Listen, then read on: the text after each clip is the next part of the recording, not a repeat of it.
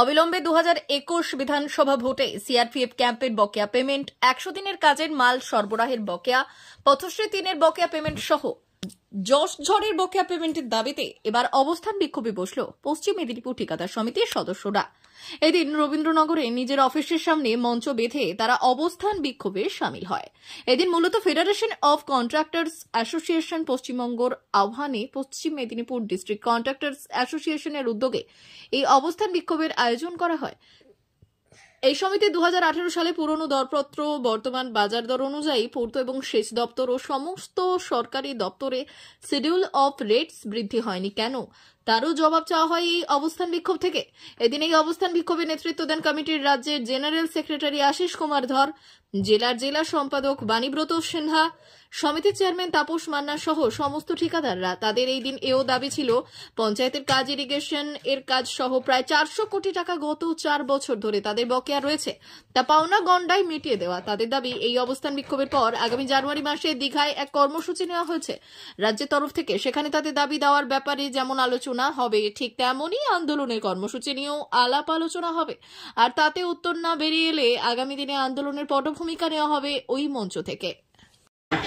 কর্তৃপক্ষ জবাব দাও, বাজার দর অনুযায়ী ঠিকাদারদের শিডিউল বাড়ছে না কেন? কর্তৃপক্ষ জবাব দাও, জবাব জমা দিতেই হবে।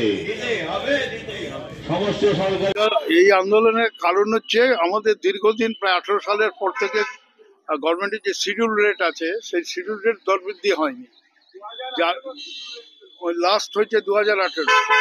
এই পুরনো রেটে আমাদেরকে কাজ করতে হচ্ছে এবং কাজ করতে গিয়ে আমাদের অনেক সমস্যা হচ্ছে, অনেকে ক্ষতিগ্রস্ত হচ্ছে।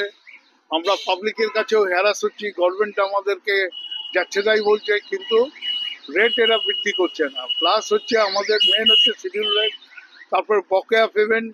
গোটা পশ্চিমবাংলা ব্যাপী একই দিনে আজকে সব জেলা শহরে এই আন্দোলন শুরু হয়েছে। সব সমিতি আমাদের জেলার, আমাদের রাজ্য সংগঠনের আহ্বানে সব জেলা সমিতিগুলো সব জেলার শহরে আজকে এই একই দিনে একই সময়ে আমরা শুরু করেছি। এই কোন কোন দপ্তরে কত কত টাকা বাকি? আচ্ছা, পিডব্লিউডি দপ্তরে আছে আমাদের এখানে মেদিনীপুর ডিভিশনে, একটা হচ্ছে বিধানসভা 21-এর লোকসভা, এই বিধানসভা 21-এর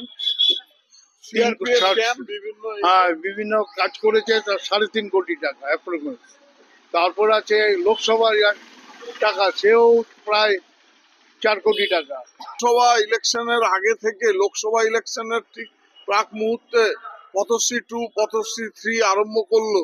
তার প্রায় জেলা পরিষদ এবং WBSRDA মিলে দুটোই মিলে প্রায় 150 কোটি টাকার কাছাকাছি বকেয়া, এবং এখনো কাজ সব ইনকমপ্লিট অবস্থায় পড়ে রয়েছে। কারণ এক একজন 2 কোটি 1.5 কোটি টাকা করে পেমেন্ট পাবে, তারা কি করে কাজ করবে?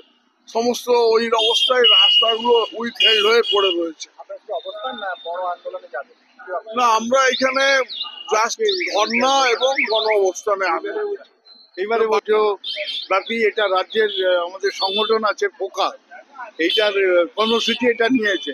এদের হচ্ছে আজকে আমাদের যে আগামী দিনে আমাদের একটা পরবর্তী মিটিং হবে, সেই মিটিংয়ে আমাদের একটা AGM আছে গোটা রাজ্যের, আমাদের পূর্ব মেদিনীপুরে দীঘায়।